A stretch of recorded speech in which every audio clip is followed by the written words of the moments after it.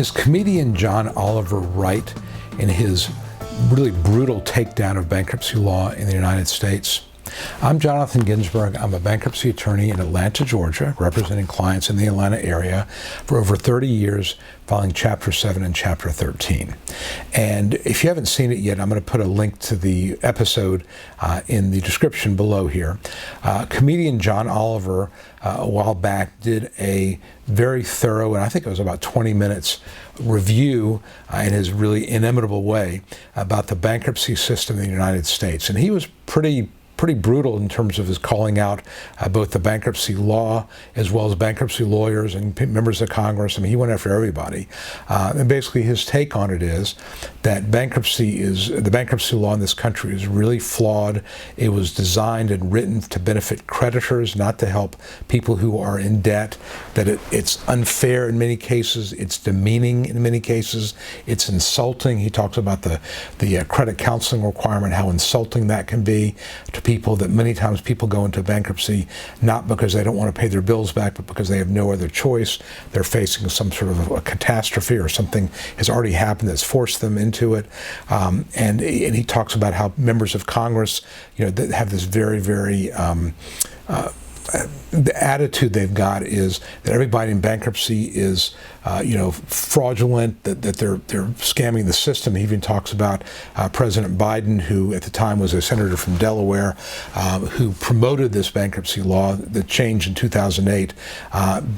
Delaware being the home of many credit card companies, the corporate offices. In fact, they used to call him, Biden, they used to call him Senator MBNA being a big credit card company. And he strongly supported it because, again, it was his constituency.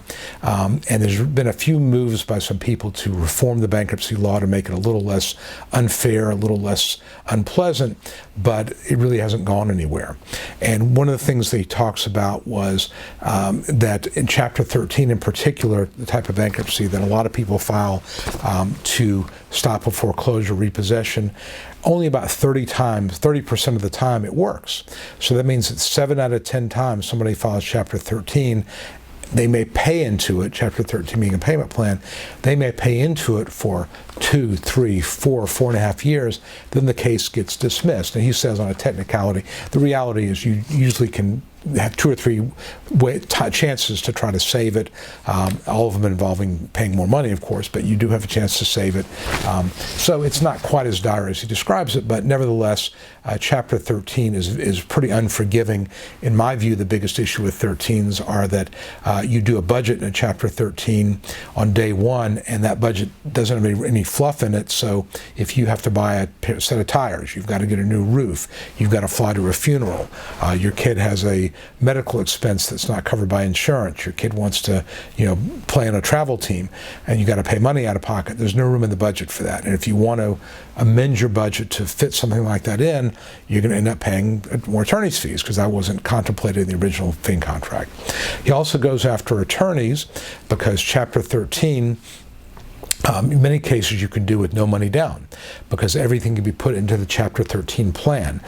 So you see a lot of attorneys, a lot of law firms offering to file Chapter 13 for the filing fee only or for no money down, and they'll put the filing fee into the Chapter 13 plan. And that sounds great, except that Chapter 13 on average is about 4 times more expensive than Chapter 7, and it lasts 5 years, whereas Chapter 7 is going to last about 5-6 months, and you'll be totally debt-free if you could fit into it.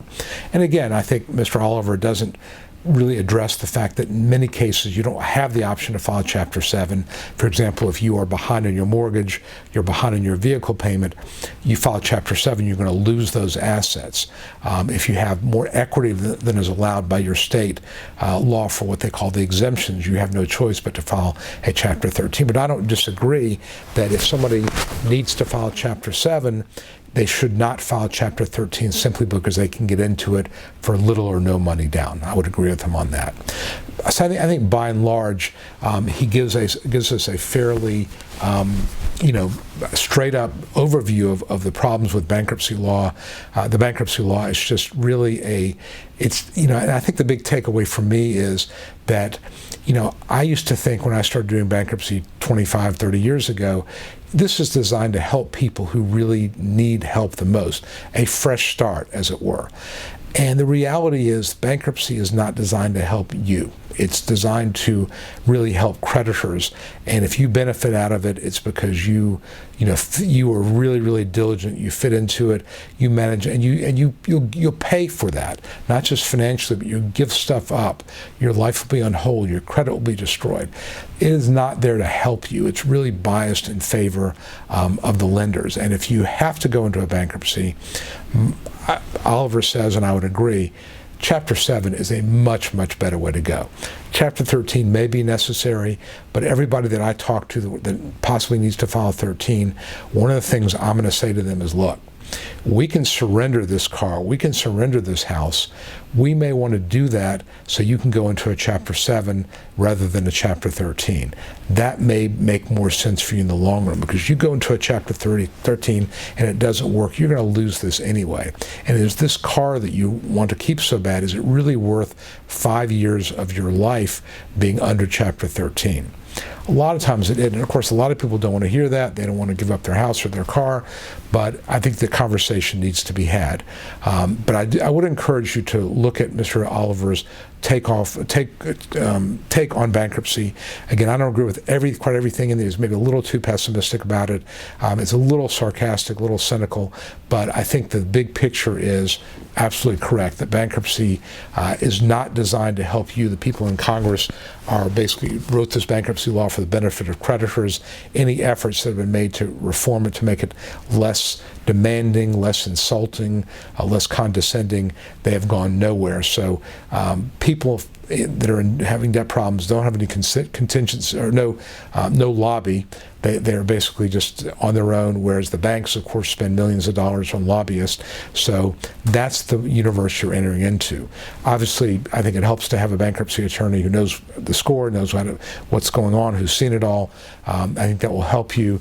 But I think really the most important part of this is the first step is deciding, A, does it make sense to file, and B, if I'm going to file, what do I need to do?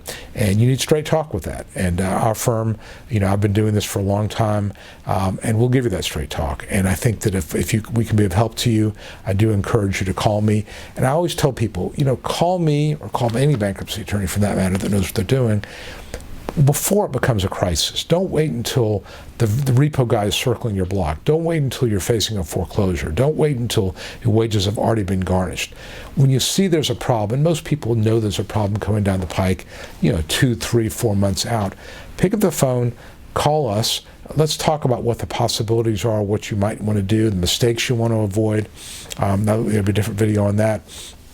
But just let's discuss what the reality of your situation is. I think that if you're facing a foreclosure, repossession, wage garnishment, everything needs to be on the table. This is not about pride. This is not about being embarrassed. This is about reality. This is about survival.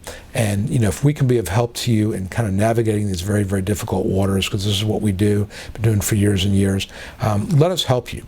We don't charge for phone calls. We don't charge to kind of analyze your situation.